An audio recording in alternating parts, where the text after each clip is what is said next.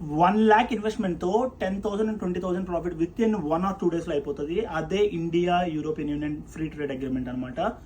ఇదైతే major deal ఇండియాకి జరిగేది. దీనివల్ల మ్యానుఫ్యాక్చరింగ్ సెక్టర్ కానీ, ఫార్మాసిటికల్స్ కానీ, ఆటోమొబైల్ పార్ట్స్ చేస్తారు కార్స్వి, అది కానీ ఎక్స్పోర్ట్ కంపెనీస్ కానీ, ఐటీ కంపెనీస్ ఎందులో ఇన్వెస్ట్ చేసినా కూడా వేరే లెవెల్ పెరుగుతుంది. ఫస్ట్ చెప్పిన 4 అయితే మ్యాండేటరీ, తర్వాత ఐటీ గురించి.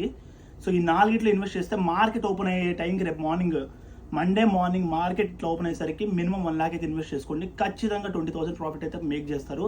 27th కల్లా డీల్ ఆల్మోస్ట్ ఫైనల్ అయిపోతుంది. ఫైనల్ అయిపోయిన మరుక్షణము జింజన్ ఇట్లా వెళ్ళిపోతాయి.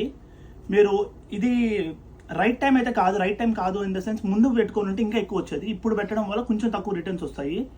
ఖచ్చితంగా అయితే ఇన్వెస్ట్ చేసేసుకోండి. ఈ పర్టికులర్ సెక్టర్స్ అయితే ఫైండ్ అవుట్ చేసుకొని లాంగ్ టర్మ్ కోసం అయితే ప్లాన్ చేసుకోండి. లాంగ్ టర్మ్ ప్లాన్ చేసుకుంటే 20% కాదు 50%, 70%, మరీ 100% పెరిగేంత ఛాన్స్ ఉంటుంది.